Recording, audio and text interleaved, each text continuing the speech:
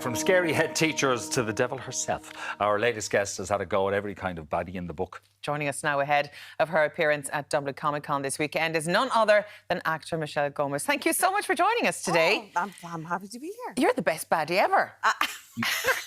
Thank you. Do you love playing those roles, though? I do. It's fun. You know, like being the baddie's always a little bit more fun than being good, I suppose. But I never really see any of the parts that I do as being bad. I just think... There's always a little redeeming factor in there. Well, I don't know if it's redeeming, but you'd want to have a drink with her. Like, you'd like to hang out with whoever they are. Yeah, if you've got a choice to go on a night out, yeah, definitely. You go with Missy. Yeah, definitely go with Missy. My sons got very excited. I just literally showed a picture of you to them last night and they went, Missy, Aww. badass from Doctor Who. And so, yeah, so it worked. You're here for Comic Con, but Yes. this isn't your first Comic Con, is it? No, it's not, but it's my first time in Ireland. OK. Yeah. Now, shame on you being Scottish. How in the name of God have you avoided visiting I don't know. this far? Well, I haven't. I mean, I live in New York. I've been there for many years now. So it just kind of, I don't know. I just kind of missed it. It was one of those things where you're in Scotland, you think, I'll get there, and then you don't. But I did have a brush with the law on landing. What happened? In Ireland, at the airport, Dublin airport. OK. Go on. Well, I'd left my phone charging, and I came through. You know those lines where you come through, Yeah. And when you cross the line, you can't go back. But I tried to go back, and this little Irish, angry, tiny little angry, and I don't mean height-wise, tiny little angry man, wouldn't let me go back through, and he said he was going to call the law, the police. And I said, call the police. And then the police didn't come quick enough, so I went and got the police. And I got Paul, St. Paul, I'd like to call. Today's International Awesome Day, isn't it? I'd like to give Paul, if he's watching, the copper, the police at Dublin Airport. He helped me to go and get my phone back. St. Paul. of Dublin Airport. St. Paul of Dublin Airport. Right, So if wasn't you're the best watching- introduction to the country, really, was it? Getting a bit... No. We say We a wanted Cade to Mila call Fáilte. over you. Relax. This wee guy kept saying, I'm going to press my panic button. I'm going to press my panic button. And you said, I think you already have. I think he already had. And then this really sweet guy tried to stick up for me, and he said, I'm going to have you arrested as well. Oh, it's Dublin, yeah. But listen, you will be going to Comic Con tomorrow, and they are great fun. I'm going myself, and the bunch of fans you will have there, it'll make any hassle worthwhile, because I have to say, science fiction fans are the best fans in the universe. They are. I've got amazing fans. They're so passionate, and actually cons are brilliant because you get a chance to meet everybody. So I'm really excited. I can't wait to see everybody. OK, yeah. I need to talk to you about Doctor Who. Because Missy, the Master... What a character. A twisted Mary Poppins is how she was described. Would you think that was fair? Yes, because I think Mary Poppins was probably a little bit evil.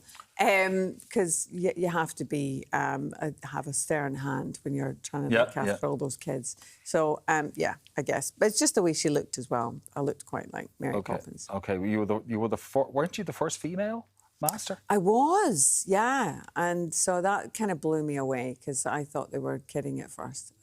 So I was very, very honoured to have that. But in something, because we all remember the furore when there was a female Doctor Who appointed. But you kind of trailed... You opened the door for that. Yeah. Yeah, there was I know. I don't know why it took them so long, but I think Missy gave them the confidence to realise that maybe some women should be in charge. Indeed. And in charge of hell as well, because about Sabrina, you were Lilith. I know. It's difficult with this face to play anything other than witches or bitches. I have tried. I would love to play Fiona or an Alison, but no, it's always Madame Satan or Madame Rouge or the Master. But that's fine. I'm not complaining. I'm very happy to have the work. Yeah. But speaking of having the work, I mean, you've consistently working for a very long time now. You've been in some iconic TV programmes.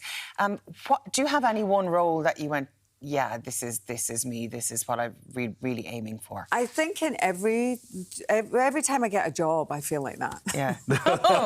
I'm just relieved to have the work. So, and I enjoy every role wholeheartedly. I can't really, they've all been wonderful. Yeah. Missy's probably the top of the list. Yeah. To be honest. But when you, I suppose you look at it as well, when you were Missy, there was quite the Scottish clan involved in Doctor Who. Tell us about that. I know. Well, Peter Capaldi, of course, was my doctor, and we're both from Glasgow. We're both Ouija's, so we had that shorthand immediately. And when I was growing up in Glasgow, I used to see Peter cutting about, and I just thought that he was the coolest guy. He was like the David Bowie of Paisley. And so then for him to be the doctor was wonderful. And Absolutely. And then Stephen Moffat as well. Well, Moffat, he's the absolute, he's a god. He's phenomenal, that man. I don't know what goes on in his brain, but it's I owe a lot to Stephen Moffat. He's wonderful. And one role that you've played that isn't necessarily as evil as you're normally used to is in The Flight Attendant, of course, with Kaylee Cuoco, who we all know from The Big Bang Theory. There's a slightly softer side of you in that.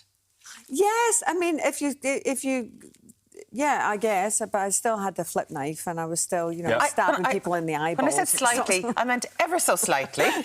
Ever so slightly. You weren't as bonkers as the other one. No, but there was a humanity there, and also it was amazing acting opposite Kaylee. We had a really good dynamic. It was fun. Yeah, I suppose because she's known for her comedy parts as well. It was a big deal for her as well to have the right team around her and the right co-stars as well to bring out a different side of her character.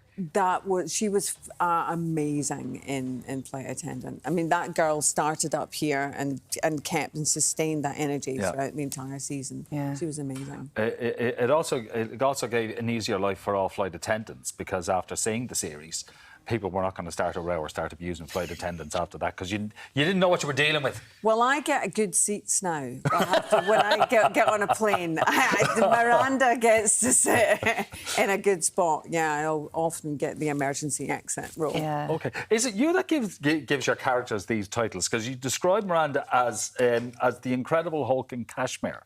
Was that your quote or somebody else's? No, I think that was somebody else's, but I'm going to steal it now. Yeah. Claim it as your own. I will claim it as my own. No, I mean, it's like, the little person packs a punch. I don't know. Maybe it's the Scottish. Well, there was a lot of physicality in that as well, so that was a lot of fun. There was, yeah. I mean, and I tend to be quite physical in a lot of my roles. Not so much as I'm getting older, but they still seem to think that I can do these things, so I tend to just go for it. When you are doing something like that, though, do you have to do a specific training regime beforehand to make sure you don't injure yourself? No, do a Tom Cruise and break your ankle when you're doing a stunt? No, I have stunt. There's a stunt person, girl, and one or two. So I've gone through a couple of them.